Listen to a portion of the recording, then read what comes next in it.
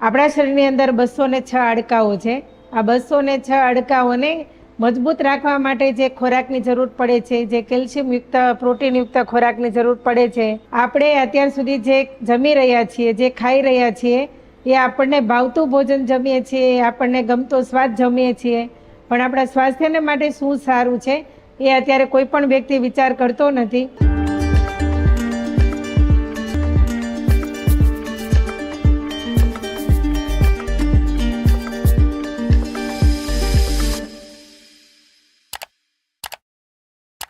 આપણા જે હાડકા છે એની અંદર જે 2-3 હાડકાનો જોઈન્ટ હોય છે, ધારો કે ઘૂંટણના સાંધા છે, કોણીના સાંધા છે, ખભાના સાંધા છે, એમાં 2-3 હાડકા જોઈન્ટ થઈ અને એક સાંધો બને છે અને આ સાંધાની ઉપર કાર્ટિલેજનું એક કવર બને છે અને આ કવરમાં સાઇનોવિયલ ફ્લુઇડ આપવામાં આવેલું છે, જેના કારણે એક હાડકાથી બીજું હાડકું ઘસાતું નથી અને એ બંને હાડકાની વચ્ચે આવરણનું કામ કરી રહ્યો છે। અત્યારના જે આપણે ખોરાક લઈ રહ્યા છીએ એની અંદર કાર્ટિલેજ છે, એનું ઉપરની જે પરત છે તે સુકાઈ જાય છે અને એના કારણે બંને સાંધાઓ એકાબીજાને અડવા મળે છે અને એના કારણે દુખાવો ફીલ કરીએ છીએ। તો આપણે ખાસ કરીને એ જાણીશું કે સાંધાના દુખાવામાં, ઘૂંટણના દુખાવામાં કેવા પ્રકારનો ખોરાક આપણે લેવો જોઈએ।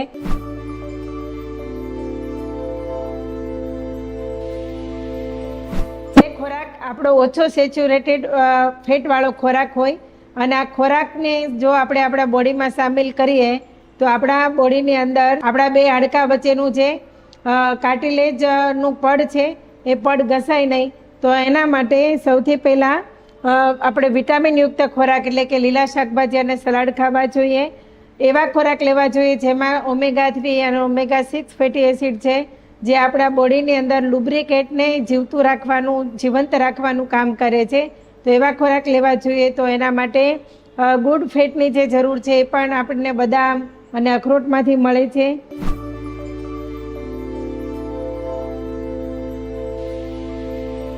તો ખાસ કરીને મેથી, 1 ચમચી મેથી રાત્રે પલાળી દઈએ અને સવારમાં એનું પાણી પી જઈએ અને મેથી છે એને ચાવીને ખાઈ જઈએ તો આ મેથી છે એ ઘણા બધા તકલીફમાં આપણને ઉપયોગી છે। ખાસ કરીને મેથી જે આપણું દ્રાવ્ય ફાઈબર છે, જે આપણા પેટની અંદર ચિકાસવાળો ફાઈબર કહેવામાં આવે છે, જે મળને સરકાવવામાં પણ મદદ કરે છે, જેના કારણે કબજિયાત પણ રહેતું નથી।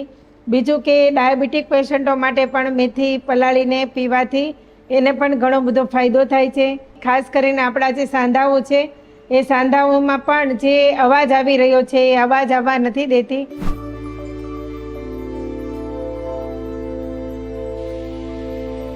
આપણે વાત રક્ષક તેલ પણ બનાવી શકીએ છીએ અને આ તેલ આપણને ઘણી બધી જગ્યાએ ઉપયોગમાં આવે છે। સરસવનું તેલ આપણે લઈ શકાય અને એની અંદર લસણ, મેથી, અજમા અને સૂંઠ એને બનાવી અને ખાસ કરીને એ આપણું પેઇન કિલર પણ બની શકે છે। જ્યાં આપણે રક્તરક્ત થઈ ગઈ હોય અથવા તો આપણને કોઈ મૂંઢઘા લાગ્યો હોય અથવા ક્યાંય પણ આપણને શરીરમાં દુખાવો આવી રહ્યો છે તો આ તેલનો ઉપયોગ કરી અને આપણે રાહત મેળવી શકીએ છીએ। તો આવી રીતનું સરસવમાં બનેલું લસણવાળું તેલ અથવા તો વાત રક્ષક તેલનો પણ આપણે ઉપયોગ કરી શકીએ છીએ। આ તેલ આપણને રૂમેટોઇડ આર્થરાઇટિસ ના સાંધાના દુખાવામાં પણ ખૂબ જ રાહત આપે છે। ત્યાર પછી છે આદુ। ખાસ કરીને બોડીની અંદર જ્યારે આપણો ખોરાક પચતો નથી અને પચે નહીં તો એક ખોરાક સડે અને એની અંદર જે આમ કાચો રહે છે, જેને આમવાત કહી શકાય, તો આમવાત જ્યારે કાચો રહે છે ત્યારે આપણને યુરિક એસિડનું પ્રમાણ બોડીમાં વધે છે। તો આદુ ખાસ કરીને લેવાથી આપણું પાચક રસ સારો એવો બને છે। તો એના માટે આદુનું પ્રમાણ વધારવું જોઈએ, સૂંઠનું પ્રમાણ વધારવું જોઈએ। તો એ આપણા દુખાવા માટે ખૂબ સારું એવું કામ કરે છે।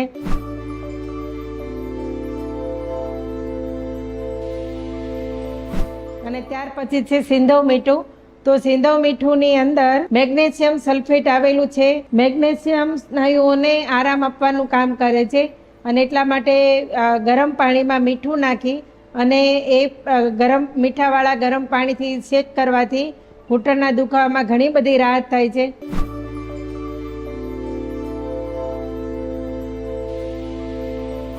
આ સિવાય ઘૂંટણના દુખાવાને દૂર કરવા માટે ઘણી બધી એવી કાળજી છે, ઘણી બધી એવી પરેજી છે જે આપણે પાળીએ તો આપણને ઘૂંટણના દુખાવામાં પણ ઘણી બધી રાહત થાય છે।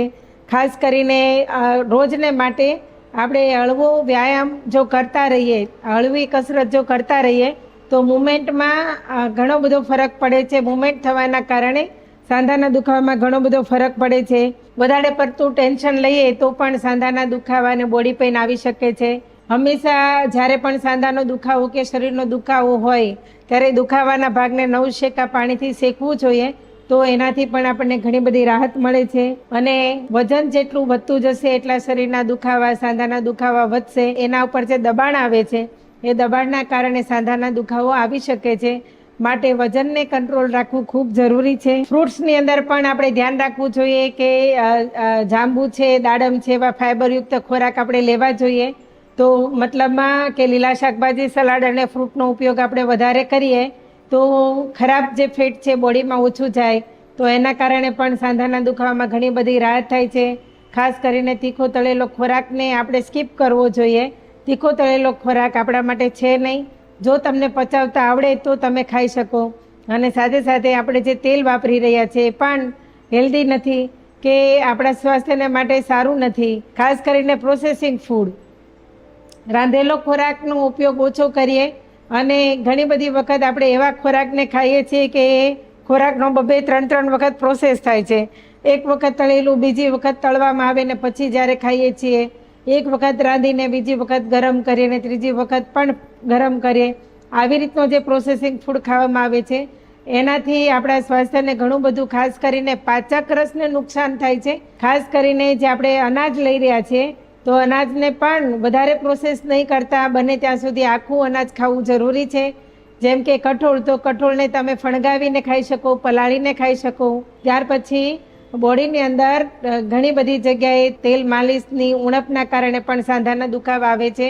તો વારંવાર આપણા જે સાંધાઓ છે એને મુવમેન્ટ આપવા માટે તલનું તેલ, સરસવનું તેલ અથવા તો કોપરેલના તેલથી માલિશ કરવો જોઈએ. અને આયુર્વેદમાં પણ માલિશનું ખૂબ મહત્ત્વ બતાવ્યું છે કે દરેક વ્યક્તિએ અમુક ઉંમર પછી તો કાયમને માટે 10 થી 15 મિનિટ તેલનું માલિશ કરવું જ જોઈએ, જેના કારણે આપણું સ્વાસ્થ્ય સારું રહે, સાંધા સારા રહે. અને મેઇન વસ્તુ છે એ છે કે આપણા ઘરમાં વપરાતું તેલ, જેને આપણે ઘણા બધા બ્રાન્ડેડ તેલ લાવી અને ખાઈ રહ્યા છીએ, રિફાઇન્ડ તેલ ખાઈ રહ્યા છીએ, તેલને પતલા કરીને ખાઈ રહ્યા છીએ. પણ આપણા સ્વાસ્થ્ય માટે જે સારું તેલ છે એ માત્ર ને માત્ર ઘાણીનું તેલ છે, તલનું તેલ અથવા તો સિંગનું તેલ. અને જો ગુજરાત બહારના જે લોકો છે, રાજસ્થાની લોકો છે, તો એ લોકોના માટે સરસવનું તેલ અથવા તો ગાયના ઘીનો ઉપયોગ કરવો જોઈએ, જે પ્યોર વસ્તુ છે, જે આપણા સાંધાની અંદર ઓઇલનું કામ કરે છે. જેમ આપણા મિજાગરા બોલે અને આપણે ઓઇલ મૂકીએ છીએ એવી જ રીતના આપણા સાંધાને પણ, આપણા જે મિજાગરા છે એને પણ ઓઇલની જરૂર છે. અને એ ઓઇલ આપણે પ્યોર વસ્તુથી જ કરી શકીએ છીએ. જે ઓઇલ અને ઘી પડવું જોઈએ, જો પડતું હોય તો આપણા સાંધા પણ સારા રહી શકે છે. જો તમને પણ સાંધાના દુખાવા છે અને તમારે ઓપરેશન કરાવવું નથી અને ઓવરવેટ છો અને એના કારણે પણ તમને જો સાંધાના દુખાવા છે, તો આવા દરેક પ્રકારનો ઈલાજ આપણે આપણા ઘરે કરી શકીએ છીએ. એના માટે તમારે કોઈ પણ પ્રકારની જાણકારી જોતી હોય તો આપણું એક ઝૂમ સેશન ચાલી રહ્યું છે, તેમાં 3 દિવસનો ફ્રી સેમિનાર આપણે આપીએ છીએ, જેની અંદર તમને ઘણા બધા સાંધાના દુખાવાને રિઝલ્ટો આવેલા પણ જોવા મળશે.